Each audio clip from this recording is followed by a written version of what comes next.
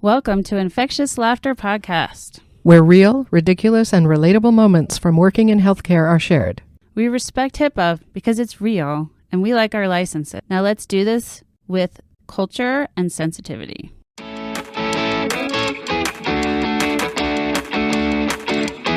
So, listening crew, once again, Nancy and I found ourselves talking so much and branching off into so many different places that another episode has been broken into two.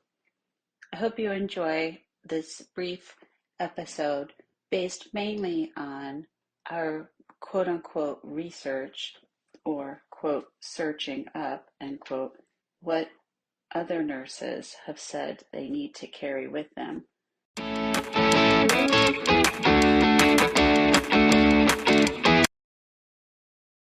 Well, I'm going to take like a few moments to tell you a couple of things. I went online to, search stuff up.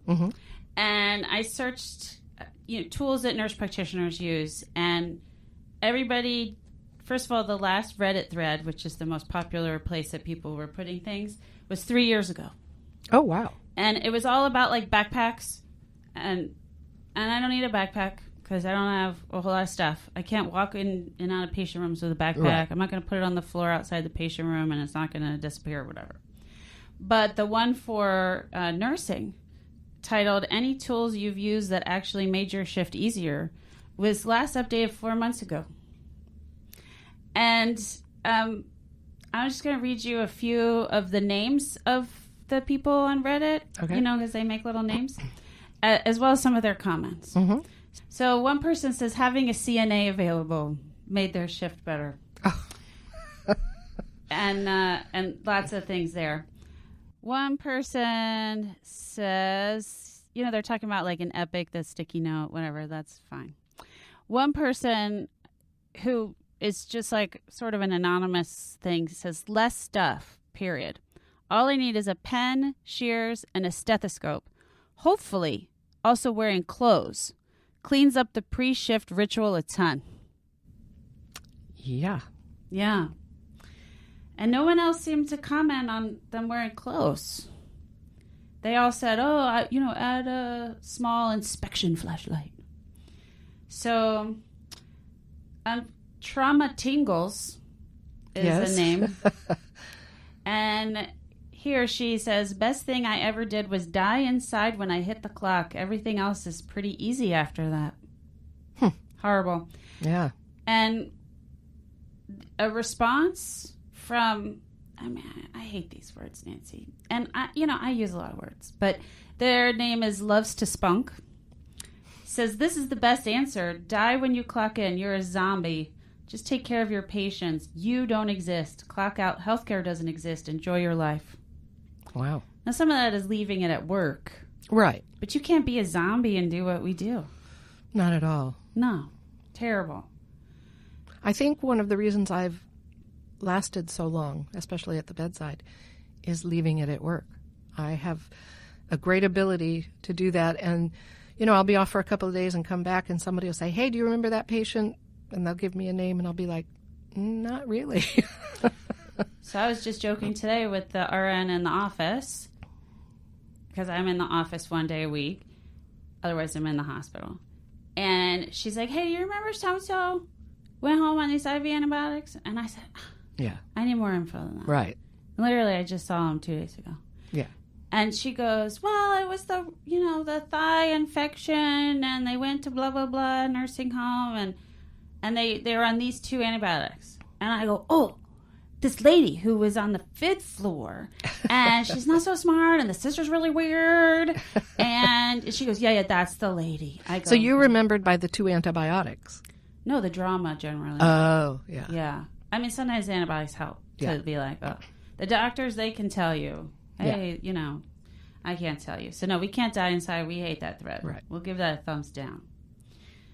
And, so a good one from, I can't even read what all those letters mean together, says Lexapro and Wellbutrin. Okay. Yeah. Whatever gets you through. Treat your depression, right? Fanny pack comes up a lot. I do see a lot of nurses now. Yes, that seems to be the new thing. I have my bag, which I keep at my nurse's station. Our rooms aren't too far, but a lot of the newer nurses since COVID, I notice, have fanny packs. So but they're also back in style all of a sudden. Yeah. And I will say that I still have what I consider my brain. Yes, report sheets.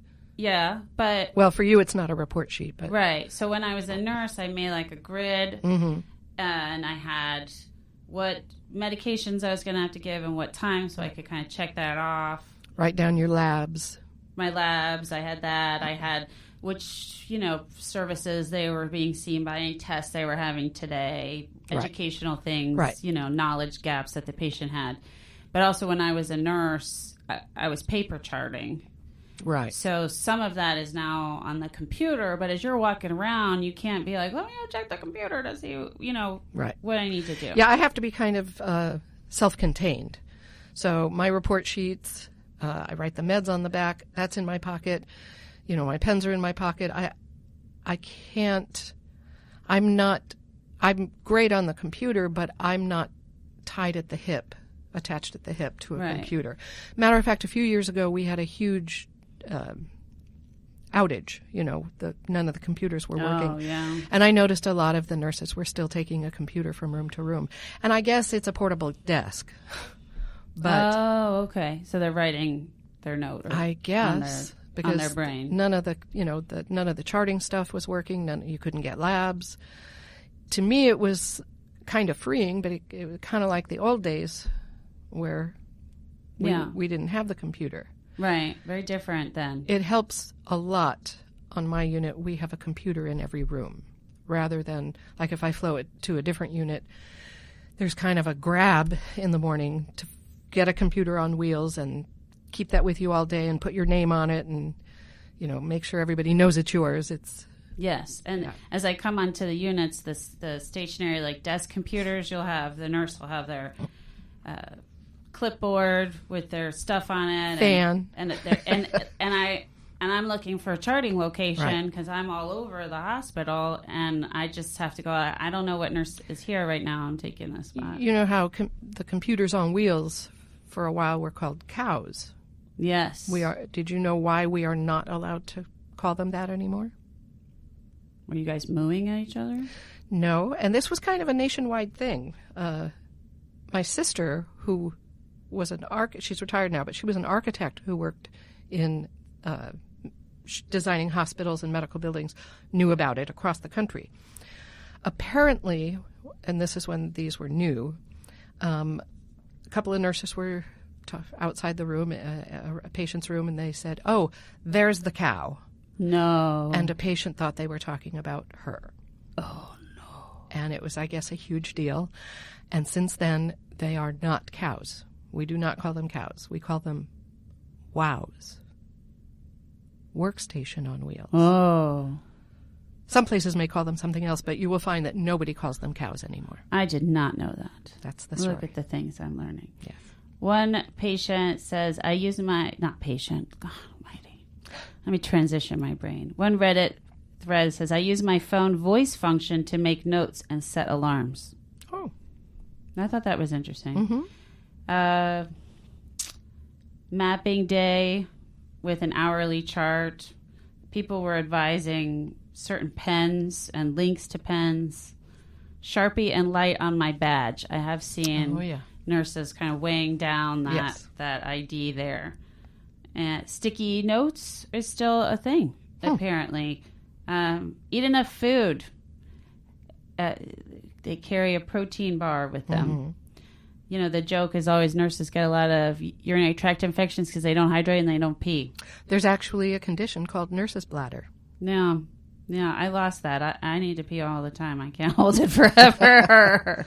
I used to think that night shift nurses were coffee drinkers, and I came to find that that is not true. Night shift nurses eat to stay awake. Yeah. Day shift are the coffee drinkers. Yeah, when I worked night shift, there were a lot of morbidly obese nurses. I actually lost weight working night shift because I would have cereal before shift. It's a 12-hour shift, but it's really like 13. because they... Plus, that's your morning. If you're getting to work at 7 at night, that's... Right. Yeah. Right. But I mean, let's say I'd been off for a few days, and so I needed like to kind of fuel for the time. But, 12-hour shifts, but your half-hour lunch you have to add. And then we had to stay over to pass report. And so there's this overlap. Right. So, and then if you want to add driving there and driving back, that's a good 14 hours just dedicated to work. That's true. So, but I would have cereal, and then I would have my lunch break at whatever time in the morning, 1 a.m., whatever. And I would have, like a sandwich, just some fruit or something. And I may have a snack. I would buy Pop-Tarts out of the vending machine. And my one friend, Lisa, would have one, and I'd have the other one. And then I would go home. I would have cereal, and I would go to bed. So I was having 2 fortified cereal meals a day. And then, You were not a true night shift. I mean, you may have worked night shift, but some people are built for it. Some people love it.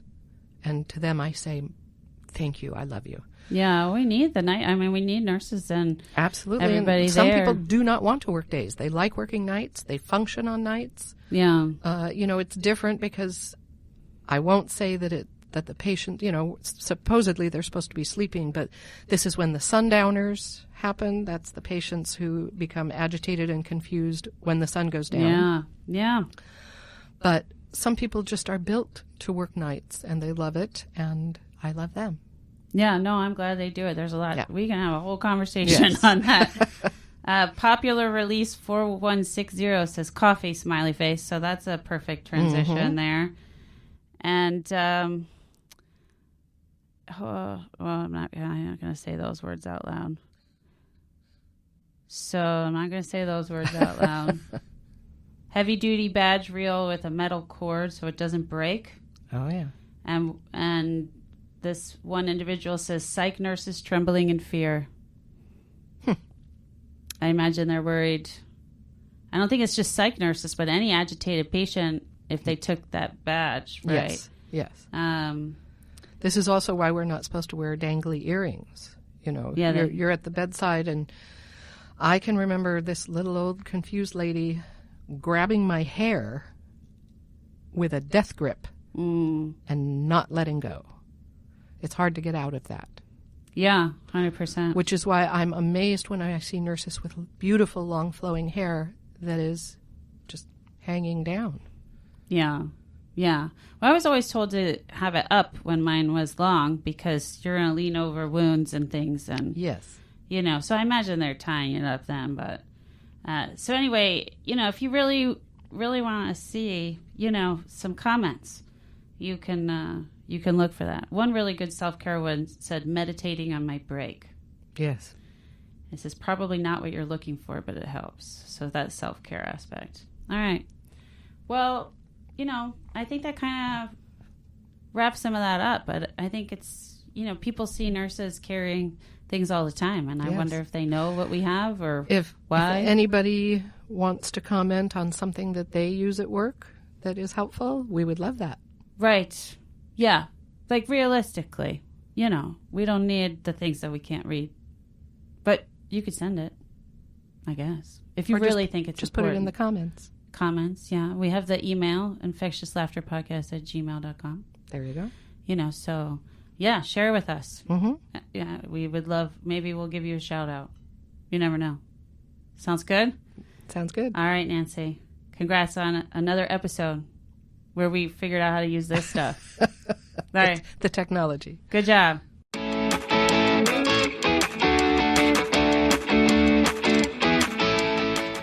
The hosts and producers of this podcast explicitly disclaim any liability or loss incurred directly or indirectly as a result of the use or application of any of the content presented. Educational or health-related discussions are meant for general information and entertainment only. They are not medical advice and are not intended as a substitute for professional medical advice, diagnosis, or treatment. Always consult your own healthcare provider for any medical concerns or decisions. While we make every effort to ensure accuracy, we make no guarantees about the completeness, reliability, or accuracy of the information presented. Medicine is always evolving, and content may become outdated. This podcast may contain discussions of medical procedures or topics that some may find sensitive. Listener discretion is advised. And most importantly, we laugh with our patients and coworkers, never at them, because nursing is serious work, but it comes with seriously funny moments.